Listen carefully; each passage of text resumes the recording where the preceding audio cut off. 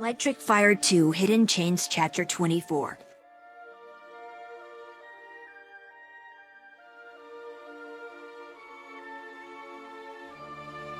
Those yells of terror from that video still played in my mind.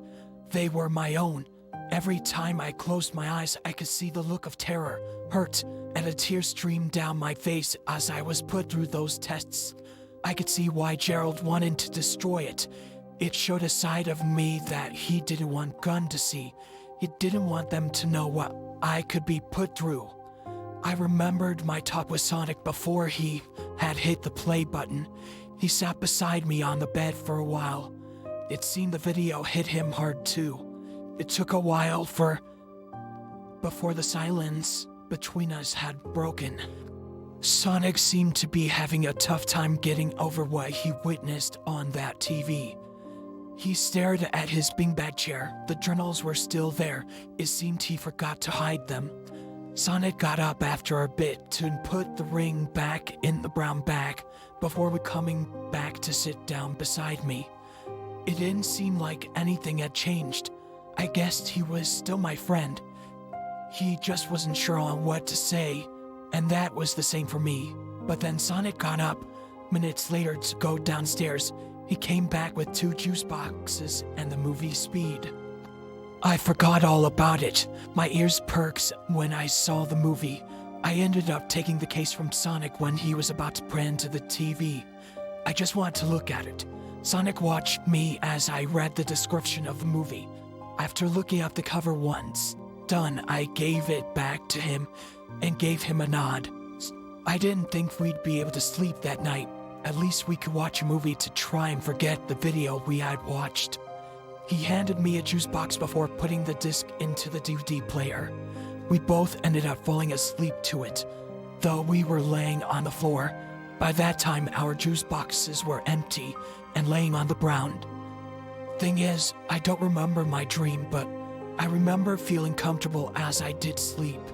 As for the movie, it stayed on the play menu once it was over. I woke up to a brightly lit room as the daylight peeked through the large window. Sonic was starting to wake as well. He was stretching a bit. Well, I guess we both actually fell asleep last night. I just chuckled a bit. He stated the obvious, but I didn't mind it that much as I got up off the floor and stretched a bit as well. But then we both heard a helicopter fly overhead of us. I darted downstairs upon instinct. Sonic just looked up at the chopper from the window. Shadow, it's fine. Sonic yelled as it passed overhead. I thought it might have been one of Gunn's. Sonic came down the stairs once it was long gone. We both couldn't hear it. Sonic went to the kitchen to find food. I stayed by the stairs thinking as I heard noises as Sonic went through the cupboards. My mind went back to the video we had just watched last night, the one Sonic had broke. After everything, I still feel somewhat worthless. Like this has all had no meaning. Like I was meant to be destroyed the day I had become my field experiment. Feeling of hopelessness returned. I hated it, but here I am, feeling like a burden. I was feeling like a prisoner chained in a dark room, only the chains were invisible. But then a tap on my shoulder brought me back to reality. Sonic had found a box of donuts. He handed one to me and smiled a bit. I just smiled back. I just hid my real feelings behind that smile. I didn't want him to think anything was wrong though. He now knows the horrors of went on in that lab. I'd like to try and forget what had went on there and just move on. But who can move on from something like that? I just took a bite of the donut Sonic had given me. I just wasn't sure how to feel. My mind went back to that video. I just felt worthless at the moment. All that trial and error for nothing. Just a failed experiment. I shouldn't even be here right now. I let out a sigh after finishing the donut. Shadow! Sonic asked. I looked back at him when he called my name. Shadow, are you okay there, buddy? Sonic asked. His tone sounded concerned. His expression also showed it. Yeah, just can't seem to shake off that video though. I replied, trying to forget how I felt back then. I am grateful to be here with him, don't get me wrong, but I wasn't meant to go this far as a failure. At least that's how I see it. But then again, I'm more happy here than I was on the Ark. The Ark is the only reason why I don't smile much after everything I had been through there. I barely smiled.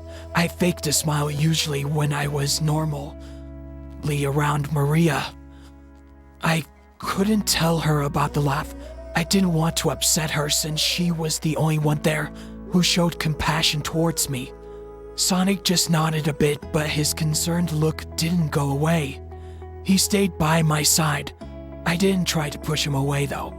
I just wasn't sure what to say to my friend at the moment.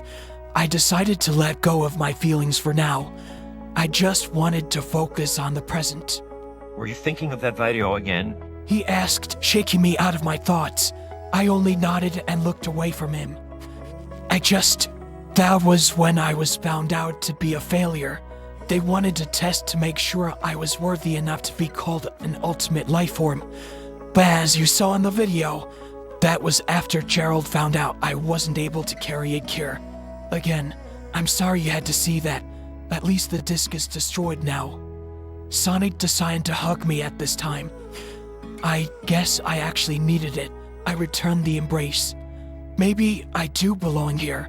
All this time I felt like an outcast and that I was stealing Sonic's life from him. But I don't feel that now. He's been willing to share what he had with me all this time. Maybe he thought of me like family. I didn't exactly want to be part of one though, but it seemed I got mixed into one, and well, I was comfortable here.